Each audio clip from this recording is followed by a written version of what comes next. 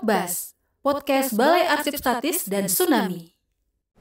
Assalamualaikum warahmatullahi wabarakatuh. Halo sahabat arsip, apa kabar? Semoga semuanya dalam keadaan yang paling sehat di hari ini. Berjumpa lagi dalam Podbas, podcast Balai Arsip Statis dan Tsunami bersama dengan saya Eka.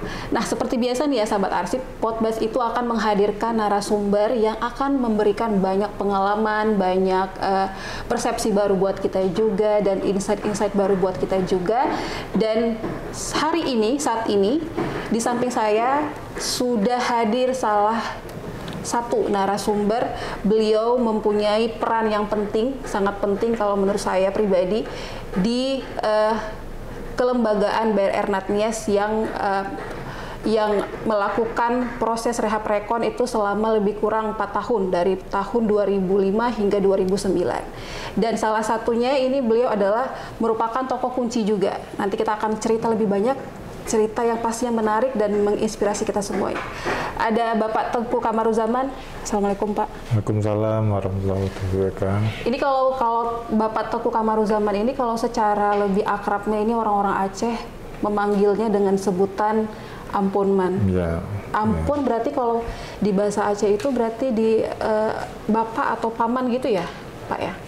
Berarti ya? Ampun itu sebenarnya apa?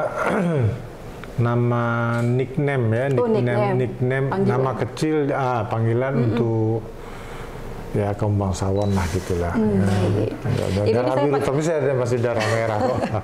Ini saya panggilnya Ampun. Biasa kalau di boleh, Ampun boleh, ya biasa lebih di apa? Kata Ebin ya dia para siswa nama kan gitu. Baik. Berarti ini saya panggilnya Ampunman gitu. Boleh, ya, Ampun lebih akrab ya Ampun ya. Aja. Iya.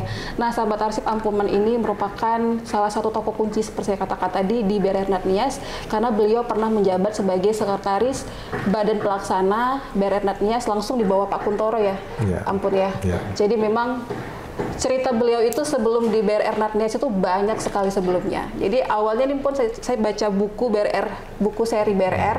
Nah di situ cerita mengenai Ampun itu sangat menarik perhatian saya. Salah satu cerita yang menarik karena di situ ada judulnya itu Kembalinya Si Anak Hilang. Di situ tuh Ampun. Jadi itu sebuah cerita. Saya nggak pernah hilang gitu. Mungkin lebih ke di sini mungkin lebih ke apa ya, analogi yang lebih besar ya Pon ya, Kembalinya Si Anak Hilang. Jadi karena di situ kan pas masa BRR ada tahun 2005 dan saat itu juga proses damai di Aceh. Gitu. Dan sahabat arsip, Ampun sebelumnya ini bisa dikatakan sebagai ex-kombatan. Seperti itu Ampun? Boleh saya sebutkan seperti itu? Atau saya bukan kombatannya, gimana nih, saya Ampun? Mungkin lebih pada saya politiknya ya, saya politiknya, saya perunding gitu, saya perunding, saya secara politik enggam lah sebenarnya. Jadi kalau di Gerakan Aceh Merdeka dulu Ampun sebagai juru runding ya, seperti itu ya Ampun ya. Jadi untuk yang urusan-urusan perundingan antara pemerintah Indonesia dengan diplomasi, jadi Ampun yang pegang itu. Salah satunya. Iya, betul. Iya, 2005 Ampun bergabung di BRR Natnias ya Ampun ya. 2006 berarti setahun setelah BRR masih konflik kita. 2005 tanggal 15 Agustus 2005 BRR itu dibentuk bulan Mei, bulan Mei 2005 oleh keputusan dari ada konferensi tingkat internasional di Jakarta ketika itu ya, summit ya, itu diputuskan ada lembaga PBB dan segala macam supaya mereka merekomendasikan pemerintah membentuk sebuah lembaga rekonstruksi dan pos tsunami ya, dan itu dibentuk sekitar bulan 5, dan bulan 5 proses perundingan antara GAM RI itu masih berlangsung di Finlandia, Helsinki ya. Nah, pada 15 Agustus 2005 itu baru ditandatanganinya perjanjian Helsinki ya antara kedua pihak. Nah, proses setelahnya ya pemberian amnesti kepada tahanan politik karena saya waktu itu di dalam penjara ya, saya ada dua kali masa di penjara.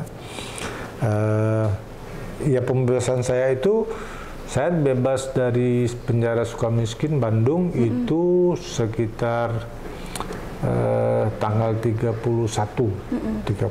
Agustus. Yeah.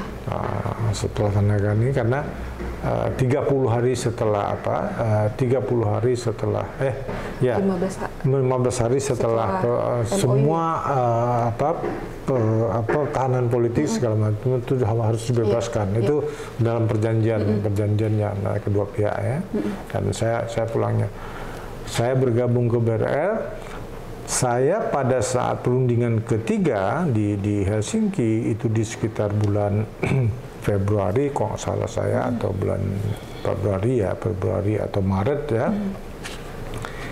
oleh pimpinan GAM waktu itu ya Pak Tengku Malik Mahmud dan Pak Dr. Jenny segala macam yang di Helsinki itu sudah menyebutkan nama saya akan terlibat dalam rekonstruksi, dan salah satu hasil perjanjian Helsinki itu menyebutkan GAM akan terlibat dalam proses di semua tingkatan. Jadi itu pas ampun masih dalam Iya, saya di penjara yang saya penjara. Saya mendapat telepon dari waktu perundingan itu kita sudah bisa mengakses telepon di dalam penjara. Saya dapat telepon dari Helsinki. Bukan saya dicalonkan untuk menjadi salah satu representasi dari GAM di dalam Badan Rehabilitasi Rekonstruksi Aceh Nias gitu ketika itu ya. Itu seperti apa ya ampun ya, seperti angin surga ya ampun ya.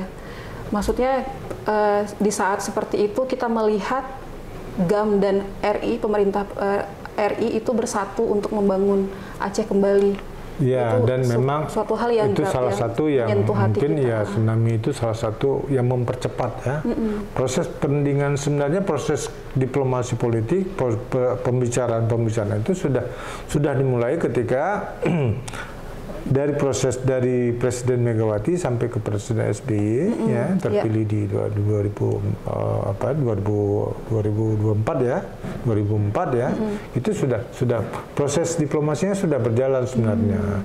Hanya resminya untuk formalnya itu mengambil pihak ketiga, Marty Ahtisaari waktu itu Presiden Finlandia, salah satu Finlandia, melalui CMA itu pembicaraan itu baru terjadi sekitar bulan Februari. Pasca tsunami. Jadi tsunami itu mempercepat proses perundingan kedua pihak, pembicaraan politik kedua pihak. Jadi seharusnya lebih cepat ya ampun ya dari yang maksudnya Februari itu sudah ada kesepakatan bersama gitu sudah. Iya sudah. Karena kan begini, ada situasi bencana yang sedemikian dahsyat di Aceh, ya beberapa kota itu hancur, Melabuh, Calang malah sama sekali, Banda Aceh ya segala macam. Ada proses korban yang sedemikian banyak.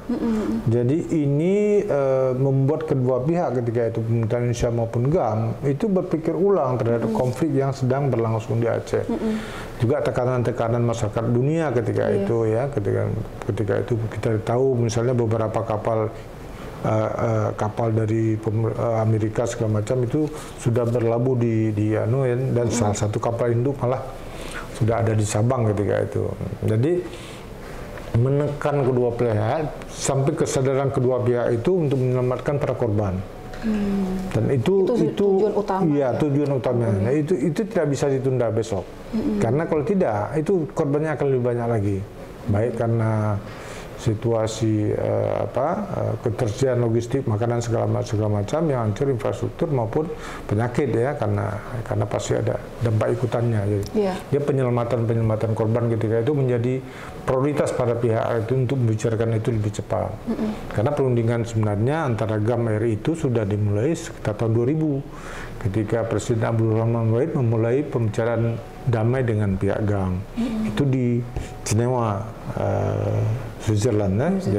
Jadi tahun 2000 sampai 2003 sudah ada pembicaraan damai itu. 2000 sampai 2003 ya? Ya, 2003, kemudian 2003 terjadi diputuskan untuk darurat militer untuk menekan pihak GAM agar menerima konsesi dan OSUS misalnya ketika itu kan, tidak terjadi kesepakatan perundingan terakhir di Tokyo.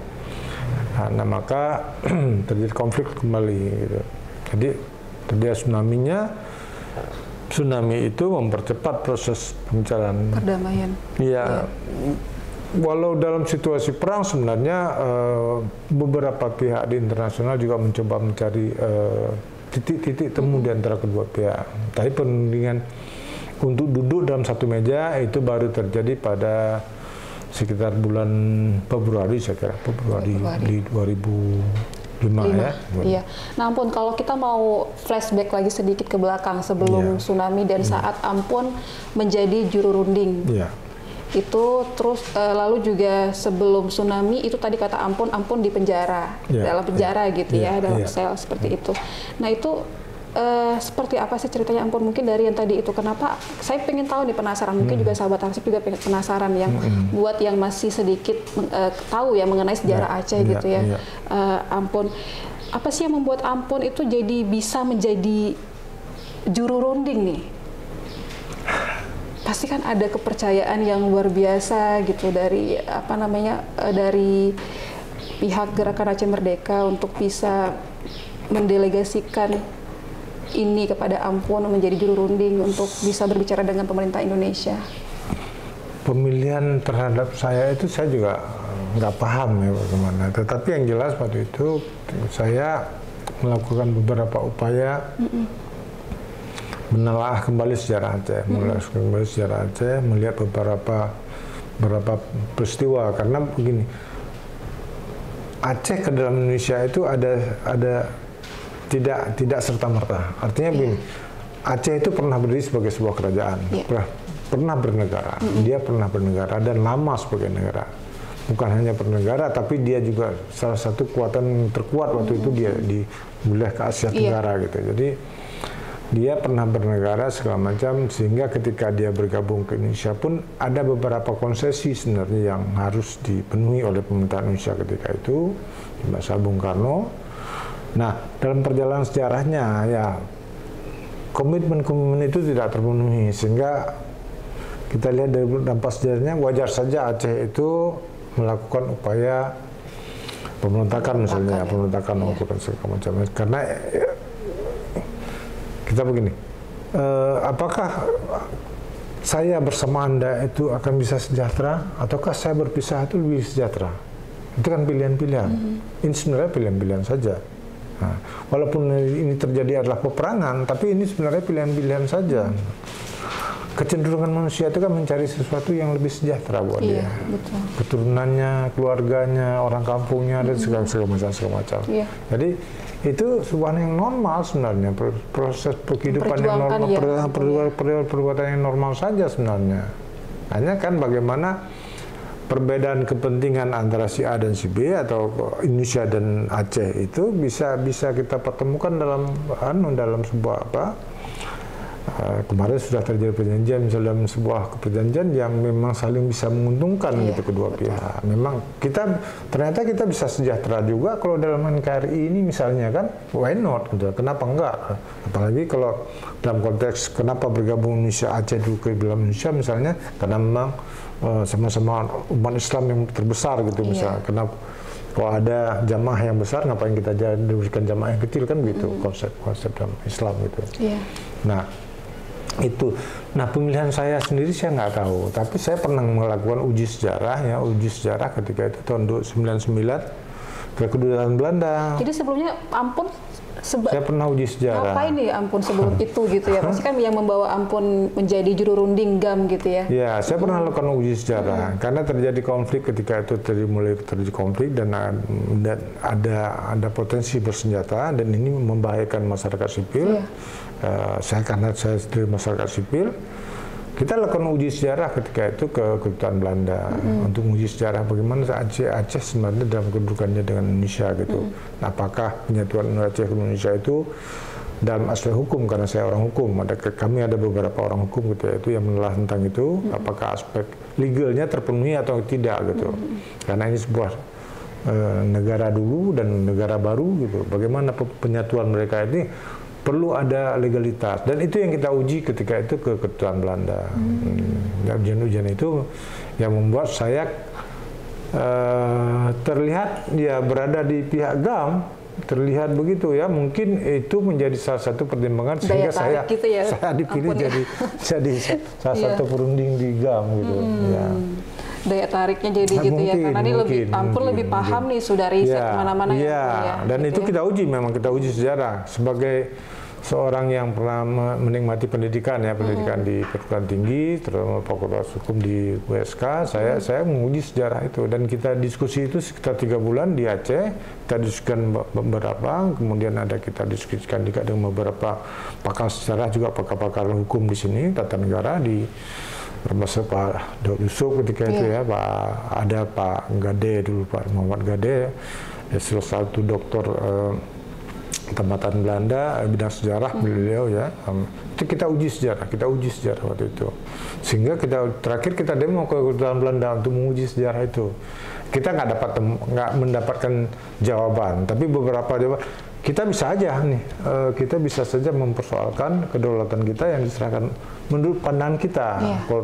Konferensi Muda Bundar kedua itu di Den Haag pada tanggal 29 Desember 1949 itu cacat hukum dalam pengertian seharusnya Belanda melakukan plebisit di Aceh. Kalau dalam konteks hukum konvensi-konvensi Jenewa yang kita lihat, ada persoalan hukum di situ, ada persoalan hukum yang tidak selesai. Tapi kalau dalam situasi yang berbeda, ketika masyarakat ini misalnya tunduk ke dalam itu juga sebuah konteks hukum yang bisa jadi ada persoalan hukum yang bisa kita lihat, bisa kita angkat menjadi sebuah tuntutan lah untuk Acehnya berdiri sebagai negara yang terpisah dari Indonesia. Tapi alhamdulillah sekarang sudah kembali bersatu, sudah damai ya. Jadi sahabat Arsip ini Ampun Mani salah satu yang yang mempunyai kontribusi besar dalam proses perdamaian di Aceh. Ya ampun, karena tadi Ampun juga memegang peran sebagai juru runding tadi dari antara tahun 2000 sampai 2003 proses untuk negosiasi perdamaian. Akhirnya 2005 Februari akhirnya duduk bersama gitu ya Ampun. 2005 Agustus akhirnya terbang ke para negosiator. Itu pas yang masa penandatanganan MOU Helsinki, Ampun di mana kalau kita boleh? Saya di Sukamiskin. Sukamiskin. Itu gimana sih Ampun kok bisa tiba-tiba di Sukamiskin? Karena kan padahal kita lihat kan upaya Ampun kan di tahun-tahun itu kan tahun-tahun bernegosiasi.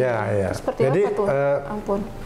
Ketika kami di Sukamiskin itu Pak Hamid Awaludin, ketua tim juru runding Indonesia ketika itu mendatangi kita untuk sharing lah ya, sharing beberapa klausul yang menurut pemerintahan Indonesia itu memberatkan pemerintahan Indonesia, dan menurut bagaimana ini kira-kira jalan-jalan keluarnya. Ya, kita memberikan beberapa pandangan ketika itu kepada Pak Hamid Awaludin sebagai ketua tim juru runding Indonesia ketika itu kan. Karena memang ada rencana juga kami akan dibawa ke Helsinki. Nah, waktu kami akan dibawa ke Helsinki, Presiden setuju, Presiden SBY setuju, Pak Wapres, Pak JK setuju, Pak Menteri Kumham waktu itu Pak Amin juga setuju, DPR juga setuju, Pak Agung Laksono kalau salah waktu itu.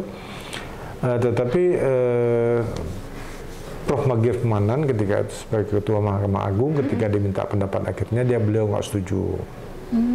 Nah, sehingga janji delegasi pemerintah Indonesia kepada pihak GAM gitu ya, itu di Helsinki itu tidak terpenuhi. Nah, saya memahami apa yang diputuskan oleh Pak Prof. Magir Pemanan dan tidak bisa dibawa dipenuhi oleh pemerintah Indonesia, saya pahami.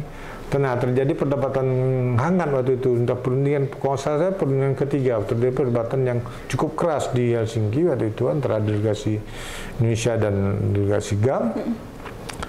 Delegasi GAM waktu itu telepon saya, Tengku Malik Mahmud telepon saya bilang, pemerintah Indonesia benar, Tengku, saya sebagai orang hukum, kami belum ada status. Status hukum kami belum jelas.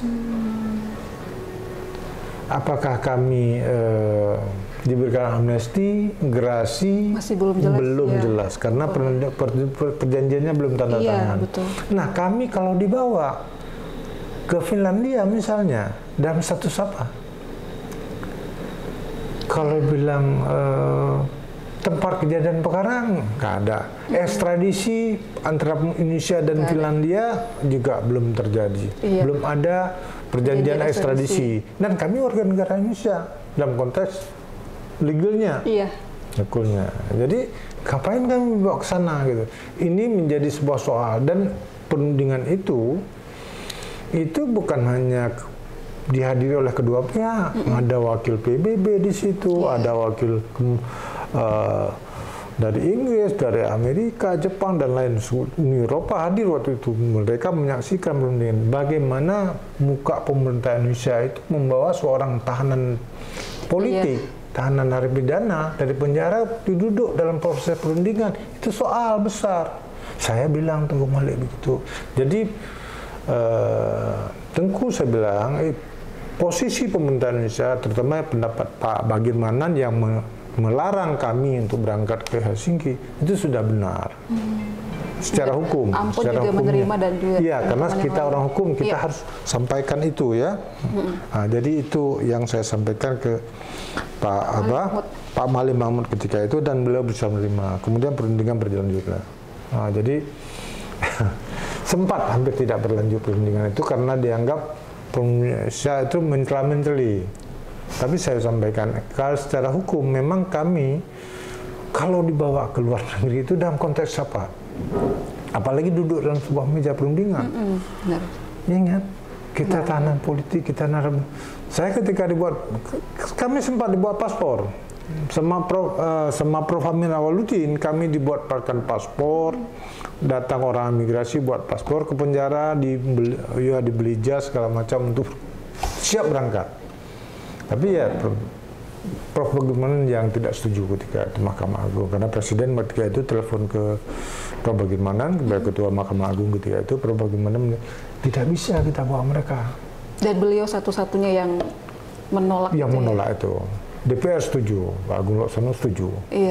Jadi itu sebuah kisah yang cerita menarik sih, yang pun. Tidak banyak yang tahu, banyak yang tahu itu, karena itu memang inside history dari sebuah proses. Kalau nggak salah saya 5 kali pertemuan pihak GAM sama pemerintah Indonesia Dengan posisi Ampon dan juga teman-teman menerima itu karena tadi mungkin mengerti hukum jadi tidak ada perselisihan yang terlalu panjang gitu. Iya, betul. Saya bilang sama Pak Malik itu posisi pemerintah Indonesia sudah benar, saya bilang tepat, dan tidak mungkin kami dibawa itu karena status hukum kami belum jelas. Apakah kami dapat garasi, apakah amnesti, itu belum disepakati. Dan akhirnya 30 Agustus 2005 ya, Ampun ya, amnesti dikeluarkan. 31 Agustus ya. Itu semua tahanan Napol itu semua dibebaskan, termasuk Ampun. Iya, termasuk saya. Dan siap bergabung di BRR itu. Berangkatnya saya di rantai tangan, di rantai kaki, pakai Hercules, pulangnya pakai Garuda, insya Allah. Udah pakai jas.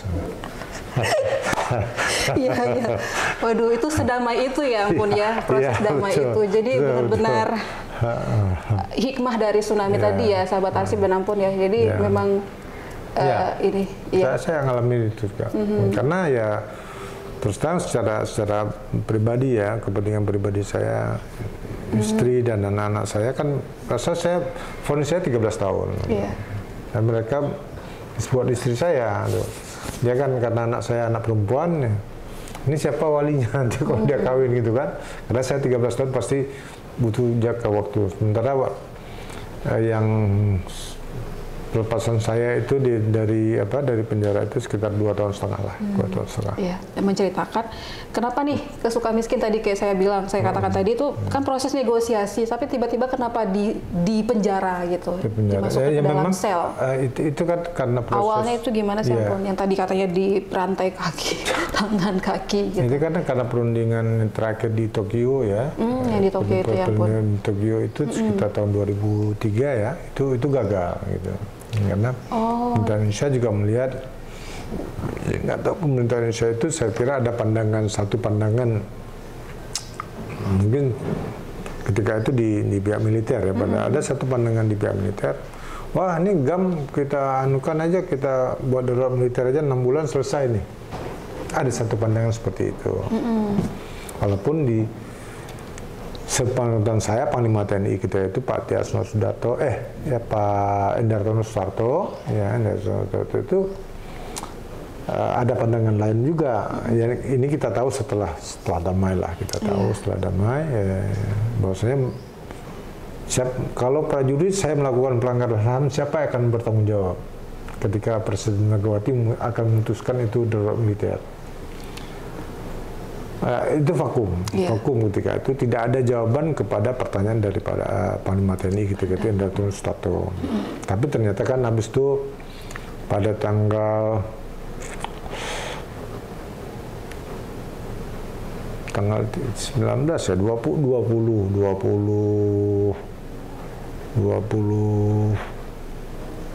Maret ya, 20 Maret di tahun Februari atau Maret itu ya terjadi penetapan darurat militer ya, darurat militer. Maret.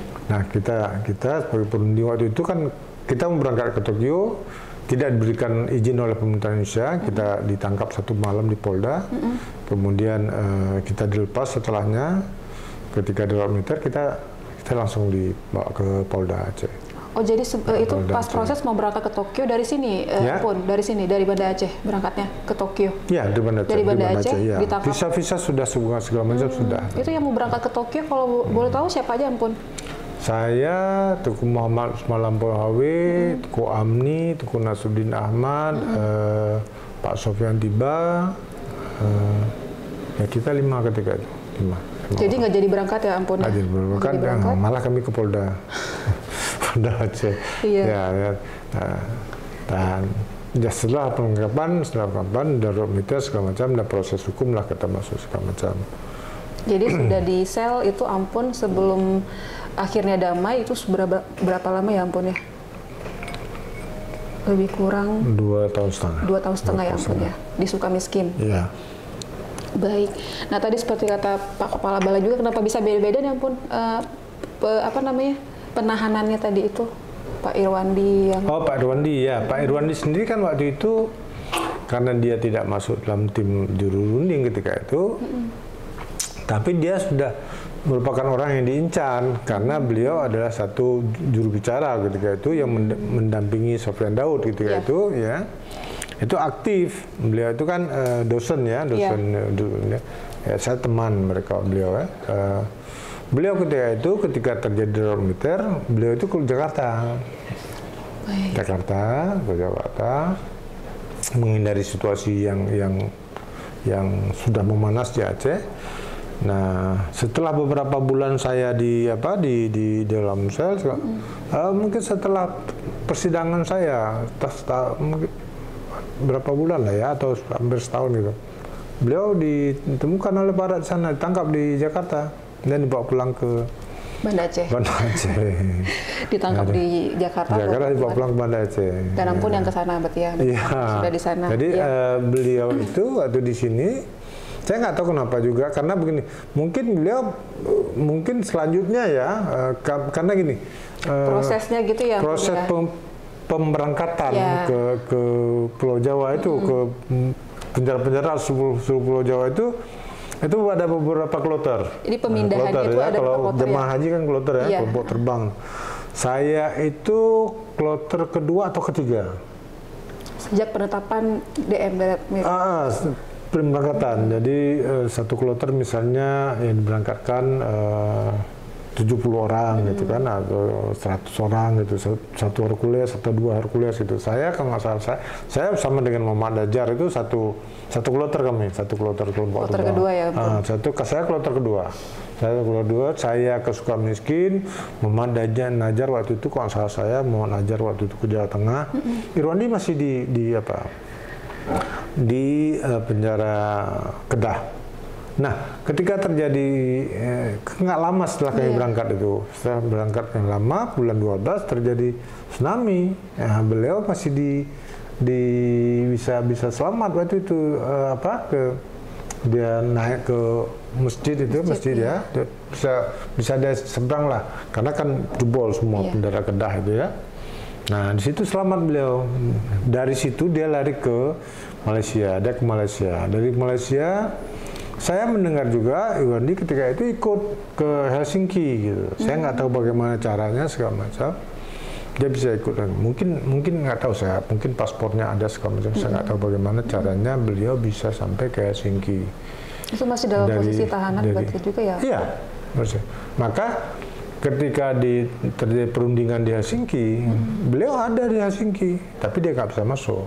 Sama seperti status saya tadi. Kalau di foto-foto itu memang nggak ada ya, nggak kelihatan ya, ampun. Beliau nggak bisa masuk ke dalam proses perundingan.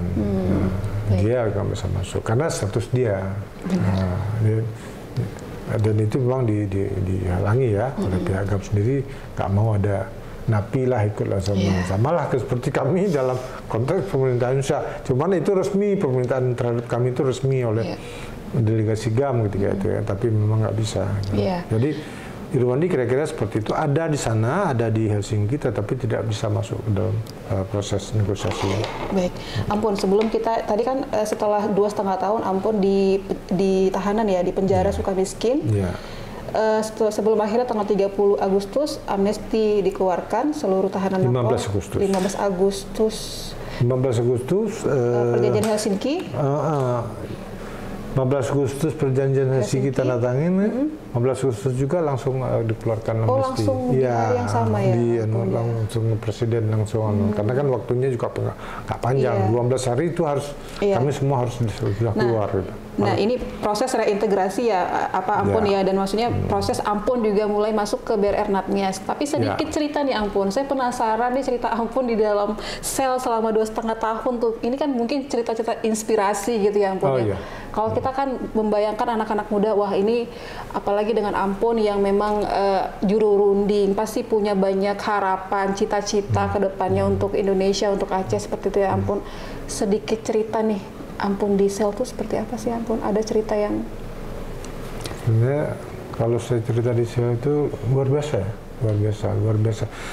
Artinya bukan biasa, apakah kita pengen lagi sana? Enggak gitu. Tapi luar biasanya apa yang kita hari-hari yang kita jalani di sana itu luar biasa. Kita beribadah semua lengkap, yang beribadah puasa Senin Kamisnya lengkap segala macam. Tafsir Quran saya 2 kali, saya 2 kali khatam Quran. Saya di setahun di sini, setahun 4 bulan di sini, setahun di Sukamiskin. Selama setahun itu saya dua kali khatam Quran dengan tafsir sekaligus. Itu luar biasa. Saya bilang sama dia kayak saya keluar dari Sukamiskin itu perasaan saya jadi orang baru profesor gitu. Iya benar itu yang saya alami gitu. Jadi saya masuk ke BRR itu sekitar bulan 10 ya, bulan 10 saya berkenal dengan Pak Kuntoro sebagai ketua kepala badan. Beliau ketika itu almarhum ya, ketika itu agak khawatir keterlibatan kami ya, badan saya sebagai orang GAM itu akan mengganggu stabilitas lembaga yang dibangun secara integritas lah. Komposisi di BRR ketika itu memang orang-orang yang terpilih lah, dipilih oleh Pak Kuntoro ketika itu, dipilih orang-orang beberapa tamatan Harvard ya, beberapa dengan kualitas cukup gitu ya. Tiba-tiba nih orang GAM masuk nih, ini kacau nih. Iya, tapi itu pandangan Pak Kuntoro ketika itu. Sempat ceritakan kacau. Sempat Pak Kuntoro sempat khawatir gitu juga ya. Dia bercerita lah, dia berkeluh kesah lah sama orang lain. Orang lain itu kan cerita ke saya. Dia kemudian dalam perjalanannya ya mungkin kayak kan begini. Ini bencana terjadi di Aceh. Bagaimanapun saya sebagai orang Aceh, saya lebih paham. Ada banyak expert yang datang dari Eropa, ada banyak expert yang datang dari Amerika, ada banyak expert yang datang dari Australia segala macam. Ya, pengetahuan mereka pernah menangani beberapa bencana di daerah lain. Tetapi lapangannya kan beda. Lapangannya saya paling paham di Aceh. Saya memberikan itu pemahaman itu dalam perjalanannya perjalanan BRR itu wisdom lokal itu yang saya pahami, sehingga kami punya sejarah success story lah ya dalam konteks bencana-bencana di dunia. Itu Pak Kuntoro ya itu dia diundang ke PBB segala macam, dan sampai wafat beliau ya, sampai beliau meninggal segala macam, beberapa tenaga kita itu memang dijadikan pelajaran karena kita punya success story. Ya. Ada juga bencana yang terjadi di Amerika, Katrina misalnya, itu nggak selesai itu korupsinya luar biasa gitu. Kita di Aceh insya Allah selama 4 tahun selesai, dan salah satu mungkin yang menjadi ini karena kita bicara di arsip, salah satu yang menjadi cita-cita saya ketika itu, saya sejak awal saya sudah bilang sama Pak Kuntoro, saya ingin semua dokumentasi dan kearsipan dari pekerjaan kita tsunami ini itu ada di Aceh. Nah, Pak Kuntoro ketika itu bersama Pak Amin Subekti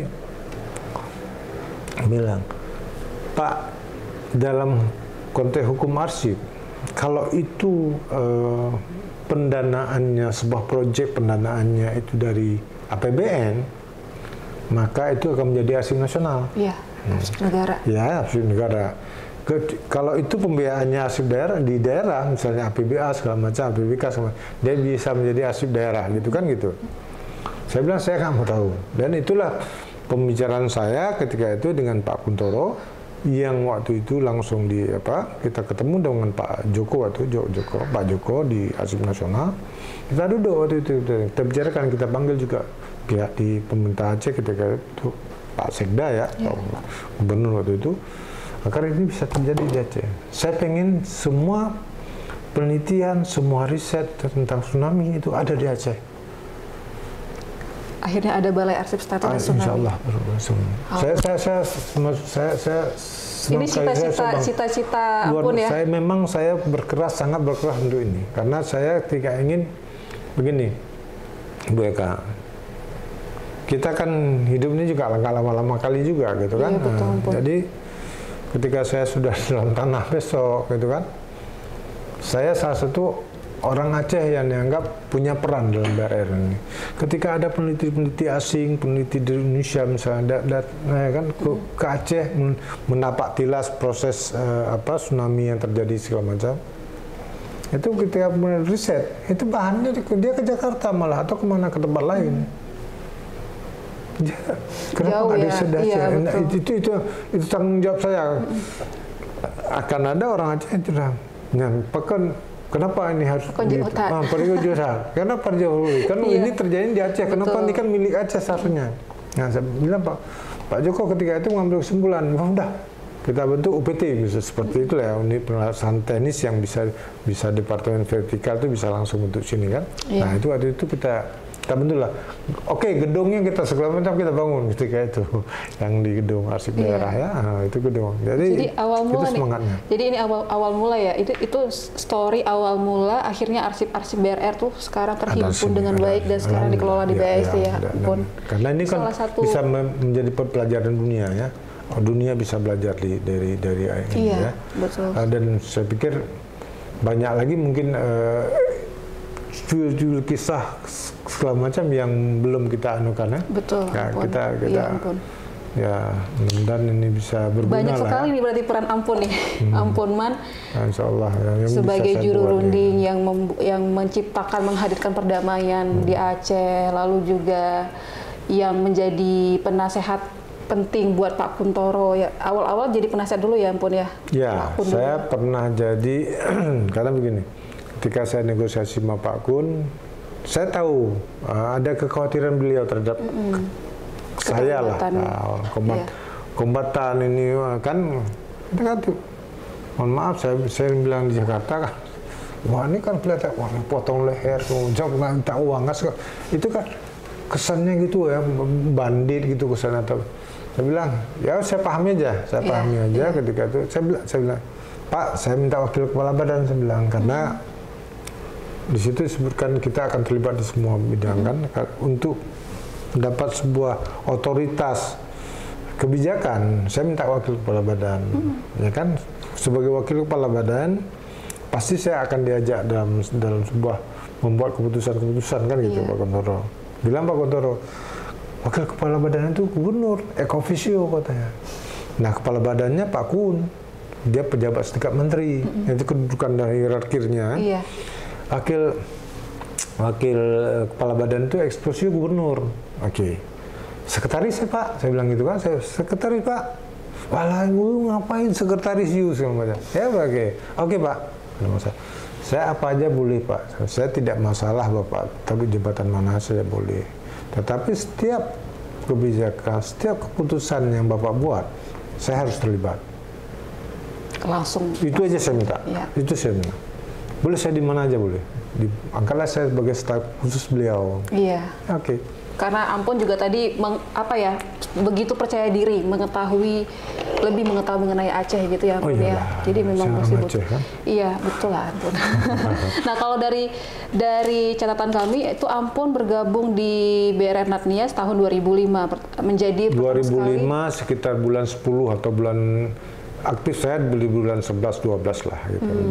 Iya, jadi dimulai di dengan bulan 10 saya sudah buat meeting dengan Pak Kuntoro. Ada beberapa meeting gitu. Baik, jadi memang dimulai dengan menjadi penasehat khusus tadi ya, Ampun ya. Khusus, ya. Setelah itu tahun 2006 menjadi Direktur Bidang Monitoring, Evaluasi dan Penyelesaian Perselisihan BRN Natnias. Deputi ya, pada Deputi 2000 Bidang ya. Monitoring. Itu Ini 2000 mungkin di bulan 3 bulan 2 bulan 3 itu bulan 2 dan 3 itu juga anggarannya juga nggak ada waktu itu. Ya udah saya dibuat deputi. Saya nggak masalah waktu itu, nggak ada masalah. Selama di kedeputian ini, Ampun, ini kan nggak lama ya Ampun ya, mungkin cuma 1 tahun ya. Enggak, karena memang ini tahun, tidak beberapa bulan saja. Iya, bulan 7 saya jadi sekretaris 2006.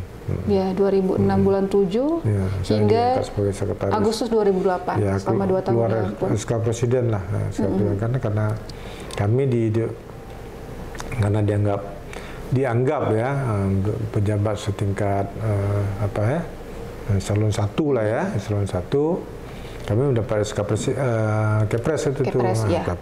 Ada SK-nya ya. Kepres ya. SK Kepres ya benar. Nah Ampun, ini saya mendapat satu cerita mengenai Jarkom. Ya, betul. Itu saat posisi Ampun menjadi penasihat khusus ya, itu pas awal-awal reintegrasi gitu ya Ampun. Ya. Jadi ada beberapa nama dari, akhirnya kan kalau dari yang pihak GAM-nya itu Ampun yang pertama masuk.